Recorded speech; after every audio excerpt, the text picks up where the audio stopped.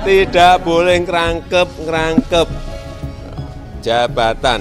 Kerja di satu tempat saja belum tentu bener kok. Banyak banget. Karena jabatannya kan juga banyak. Betul, kita mencatat kalau nggak salah ada 14 ya jabatan untuk rangkap jabatan. Jadi kalau ada orang rangkap jabatan dipersoalkan, ini orang udah 14 ya. 14 jabatan gitu loh. Jadi ya mau gimana gitu kan. Banyak perannya. Oke, menurut Bapak, Ibu, dan saudara-saudara sekalian, pandemi COVID masih nyata ada di negara kita. Jangan merasa situasi sudah terkendali, jangan merasa sudah aman. Belum. Kalau ada yang berbicara bahwa tidak terkendali keadaannya, sangat terkendali. Jadi yang bicara tidak terkendali itu bisa datang ke saya, nanti saya tunjukin ke mukanya bahwa kita terkendali. Jangan merasa situasi sudah terkendali. Sangat terkendali. Belum. Sangat terkendali. Belum. Sangat terkendali. Belum. Saya ulangi, tim bekerja sangat kompak. Semua kami putuskan secara terintegrasi. Saya ulangi, semua kami putuskan secara terintegrasi.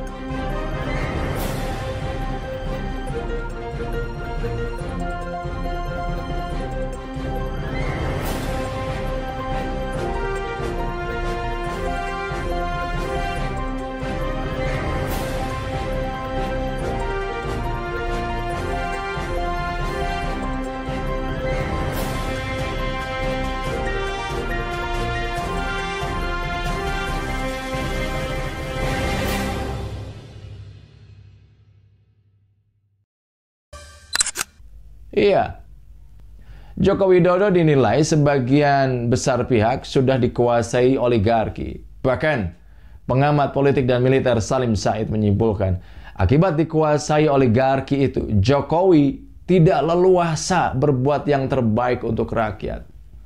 Dan masih menurut Salim, Jokowi berutang banyak kepada kekuatan oligarki.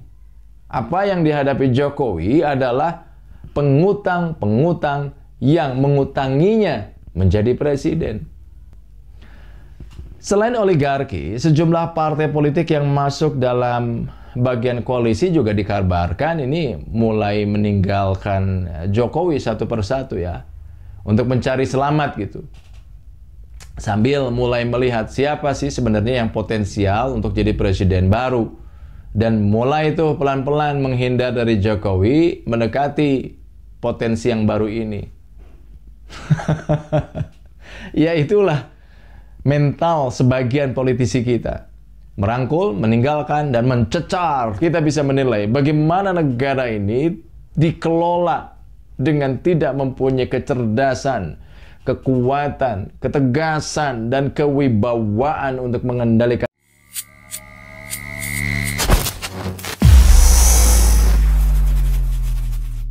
Bagaimana proyek-proyek mangkrak bermasalah di rezim Jokowi hari ini luar biasa. Dan yang paling besar kita melihat, menyaksikan ya kereta api cepat, belum nikel, belum yang lain-lain. Nah, tentu ini menjadi tanda tanya besar. Apalagi ketika di saat yang sama juga desakan dari rakyat, dari pengamat, tokoh, people power juga dorongannya luar biasa. Ini gimana tadi? Bismillah. Para netizen yang diberkahi oleh Allah, pada siang hari ini terima kasih Kang Epul, kita dapat berjumpa lagi dan isunya sangat menarik. Deretan proyek Jokowi bermasalah. Saya tidak tahu kenapa kalau tiap kali ada yang jelek di rezim Jokowi kok Pak Anies yang salah gitu ya. Apa hubungannya gitu ya? Padahal beliau tidak tahu apa-apa. Kalau kita bandingkan ya, Jaka Sembung bawa golok kan. Iya, Formula E dengan Mandalika ya kan, yang hari ini bermasalah, yang katanya konon rugi 4,6 triliun. Sementara Formula E yang untung ya kan. Kemarin juga diselenggarakan, padahal waktu periode pertama Pak Anies menyelenggarakan tanpa sponsor BUMN. Dan masuk kalau tidak salah sekitar 32 sponsor swasta. Ini disponsori oleh BUMN. Pertamina masih rugi juga, gede lagi ruginya. Ini ada apa sebenarnya ruginya ini? Ini perlu diaudit. Jadi jangan hanya minta diaudit Formula E yang kata BPK juga tidak ada masalah keuangan gitu ya. Ini Mandalika loh yang terdekat, belum lagi KCIC kan gitu. Berapa persen tuh dapat komisinya kan gitu. Ya karena mungkin ini kecurigaan yang besar seperti kita duga gitu ya, kong kali kongnya itu loh. Jadi kalau misal ada proyek ini kan bengkak nih, kita lihat ya, kereta cepat Jakarta Bandung itu kan hanya 142 km. Bandingkan dengan di Saudi itu 450 km, berbanding hampir 3 kali lipat lebih ya. Sementara biaya kita ya, biaya pembangunan kereta cepat Jakarta Bandung itu 114 triliun. Hanya 142 km. Bandingkan dengan di Saudi 450 km, biaya pembangunannya itu 115 triliun. Beda 1 triliun. 1 triliun. Tapi yang jaraknya... itu panjangnya 3 kali lipat lebih, yang ini semprit gitu ya. Kok biayanya gede banget. Jangan ini seperti terjadi juga di Malaysia misalnya, dipotong hela komisi nak sekian persen keren. Ini kan dugaan, ini perlu diaudit nih, karena ini skandal besar nih kalau KCIC dibuka ini, habis tuh semua orang yang selama ini bicara masalah jegal menjegal, begal membegal, habis tuh. Padahal kalau kita tahu selama ini kita menjalani kehidupan, kalau barang-barang Cina itu kan barang-barang murah tadi. Iya. Nah ini kok malah jadi mahal.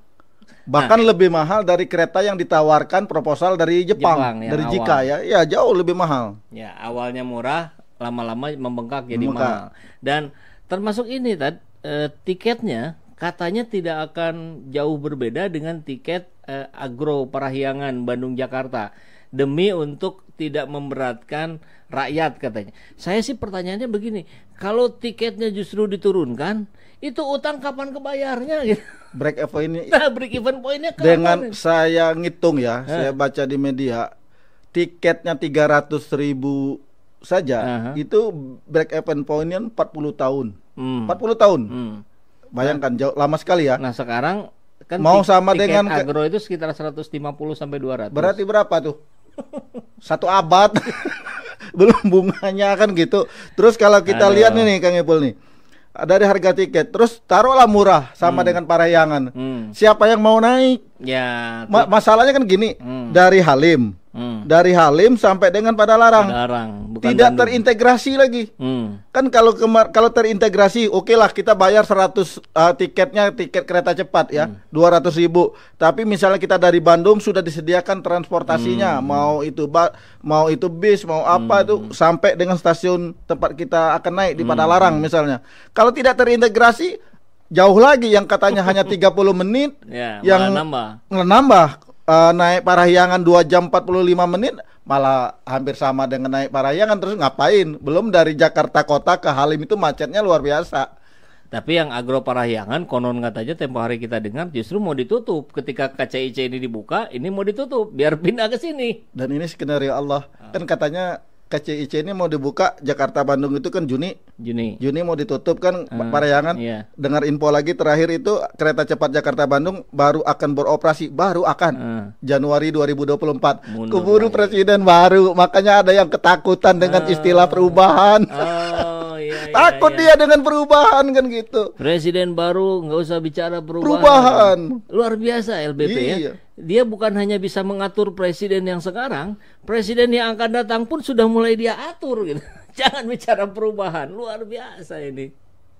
Ya kita heran juga kalau misalnya ada undang-undang yang akan mengatur Indonesia emas istilahnya 2045 dengan skenario pembangunan, konsep pembangunan seperti ini.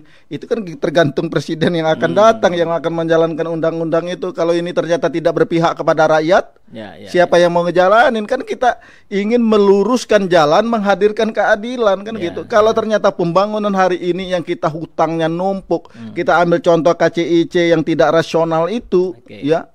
Bagaimana mungkin akan berdampak secara langsung bagi rakyat kan gitu. Rakyat kan yang merasakan kan gitu. Kalau rakyat tidak merasakan untuk apa kan gitu. Nah, bagaimana Pak Tam menyikapi kalimat dari Erick Thohir yang mengatakan itu mah sudah biasa, yang nggak boleh rugi itu kalau eventnya Anies yang menyelenggarakan, kalau kami boleh kan kurang lebih begitu. Ya itu kan uang rakyat. Masalahnya itu uang rakyat bukan uang Erick Thohir ya. Jadi mungkin dia rasa empatinya terhadap rakyat bahwa ini uang rakyat, ya perlu kita pertanyakan juga terhadap Erick Thohir ya. Untuk pembangunan MotoGP Mandalika itu kan 2,7 triliun. Bandingkan dengan pembangunan untuk Formula E sekitar 594 miliar. Sementara dampak ekonominya kalau kita lihat Formula E 2,6 triliun, sementara MotoGP itu hanya 5,1 triliun. Nah, saya juga tidak tahu kalau ada yang mengatakan bahwa nilai tambah dari MotoGP Mandalika itu 4,5 triliun, sementara Erick Thohir menyatakan rugi ya, rugi 4,6 triliun. Nah, ini kan coba deh diperiksa dulu, diaudit kan gitu, audit forensik gitu. Boleh. Harus itu. Kita berharap dengan presiden baru ini untuk dibuka, termasuk KCIC, termasuk juga Mandalika, ada calon presiden yang pro perubahan yang menawarkan untuk kebaikan bagi rakyat Indonesia yang memang benar-benar menjadi petugas rakyat, bukan petugas partai, apalagi petugas presiden sebelumnya. Nah, ini tinggal tergantung kepada rakyatnya. Ngeri kali kalau jadinya bukan sekedar petugas partai tapi petugas Jokowi misalkan. Nah, ini yang bahaya juga kan. Kenapa kalau kita lihat kok takut banget, alergi banget sih dengan istilah perubahan gitu ya.